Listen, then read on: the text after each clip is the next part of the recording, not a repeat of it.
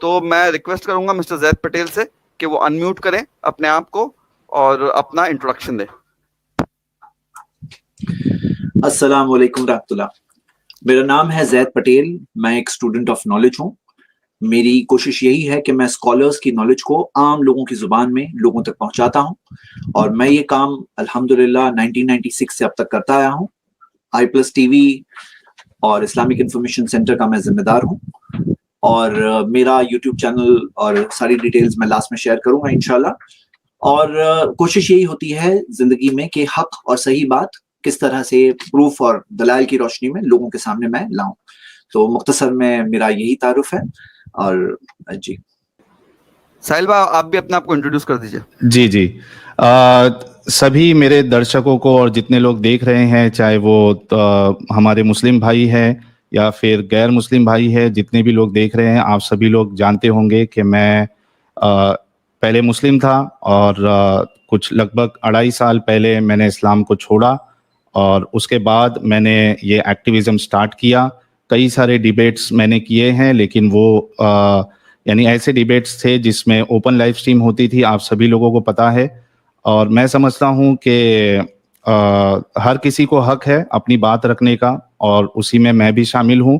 اس لیے میں بھی اپنی بات جو ہے وہ آپ لوگوں کے سامنے رکھتا ہوں. پوری کوشش کرتا ہوں کہ اس انداز سے رکھوں کہ کسی کی دل آزاری نہ ہو, کسی کا دل نہ دکھے, سچ بھی سامنے آ جائے, اور کسی کو کوئی پرابلم بھی نہ ہو.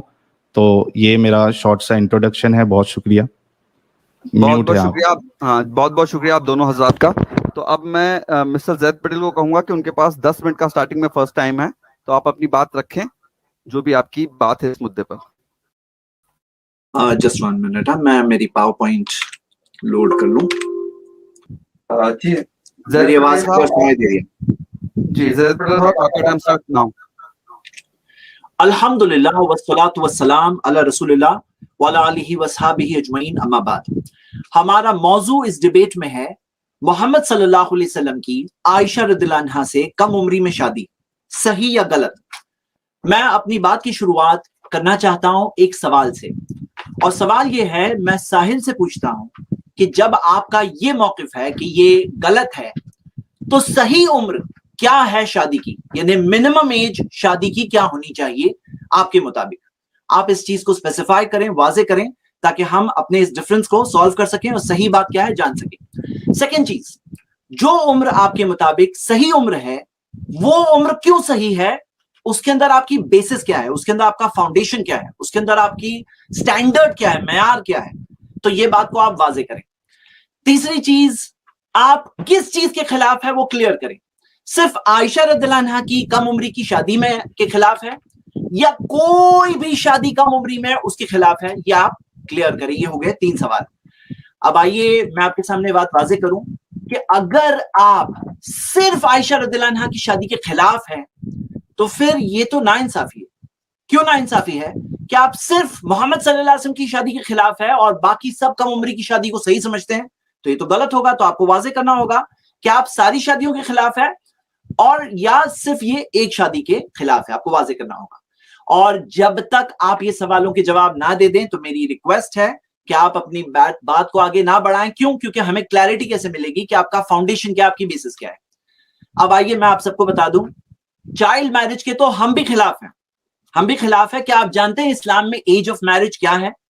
تو ایج آف میرج کے تعلق سے ہم یہ دیکھتے ہیں کہ ایک فارمولا ہمیں ملتا ہے. سب سے پہلی چیز کہ بلوغت تک پہنچنی چاہیے لڑکی, یعنی کہ بالغ ہونی چاہیے, پیوبرٹی تک پہنچ جانا چاہیے, اسے مینسز آ جانا چاہیے. فرسٹ کنڈیشن ہے. اس کے کئی دلائل ہیں. وہ دلائل میں سے میں ایک دلیل آپ کے سامنے پریزنٹ کر رہا ہوں. قرآن کی سورہ نساء سورہ 4 ورس 6 اللہ تعالیٰ نے فرمایا وَابْتَلُوا الْيَتَامَى حَتَّى إِذَا بَلَغُوا النِّكَاحَ, یتیم کو آزماؤ یہاں تک کہ وہ نکاح کی عمر تک نہ پہنچ جائے. بلغو بلوغت بھی اسی سے آتا ہے, یعنی کہ نکاح کی عمر تک نہ پہنچ جائے. پتہ ہی چلا کہ ایک عمر ہے جو نکاح کی عمر ہے. وہ عمر کیا ہے؟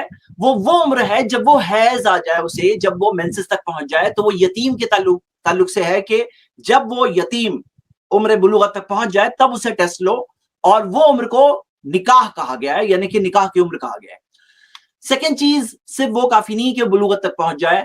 شریعت کا قاعدہ, اسلامک شریعہ کا رول ہے لا ضرر ولا ضرار, کوئی نقصان نہ پہنچاؤ نہ نقصان لو، سنن ابن ماجہ کی حدیث ہے. اور آپ صحیح مسلم کی کامنٹری میں امام نووی کے ورڈز پڑھ سکتے ہیں، حوالہ دیا ہوا ہے.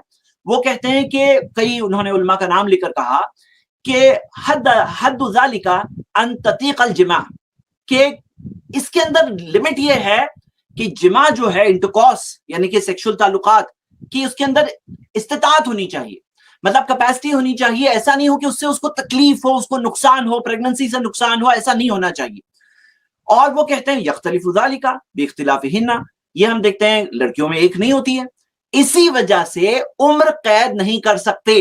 اور آپ دیکھو گے کہ یہ فزیکل کیپیسٹی جب تک پوری نہ ہو جائے اسی وجہ سے عمر قید نہیں کر سکتے بلوغت کے ساتھ فزیکل کیپیسٹی. اور فردر آپ دیکھو گے صرف فزیکل نہیں، ذہنی طور پر بھی اس کو کیپیبل ہونا چاہیے. اور یہ چیز سماج اور معاشرے پہ ڈفر ہوتی ہے کیونکہ اس سے اسے نقصان ہوگا. اگر وہ مینٹلی ریڈی نہیں ہے تو لا ضرر ولا ضرار کے تحت اس کو نقصان ہوگا. جب یہ تین چیزیں میچ ہوگی تو تب وہ سوٹیبل فار میرج ہوگی. میرا چوتھا سوال ہے، یہ ساری کنڈیشنز پوری ہو جاتی ہے تو اس لڑکی کو آپ چائلڈ کہیں گے یا اڈلٹ کہیں گے؟ میرا ساحل سے یہ سوال ہے، چوتھا سوال. اب ہم دیکھتے ہیں عائشہ رضی اللہ عنہا یہ سارے سٹیجز پورا کر کے 9 ایئرز کی عمر میں وہ پہنچ چکی تھی، ساری سٹیجز پورا کر کے. اب کوئی اور لڑکی ہو سکتا ہے 9 ایئرز، ہو سکتا ہے 12 ایئرز، ہو سکتا ہے 15، ہو سکتا ہے 18، ہو سکتا ہے 21 میں بھی وہ کیپیبل نہ ہو سکتا ہے. اور اس کے بعد بھی شادی نہیں ہو جاتی. ایک بہت امپورٹنٹ چیز ہے، لا تنکحوہن الا باذنہن. نبی صلی اللہ علیہ وسلم نے کئی حدیثوں میں کہا کہ اپنی بچیوں کی شادیاں نہ کراؤ سوائے ان کی اجازت سے.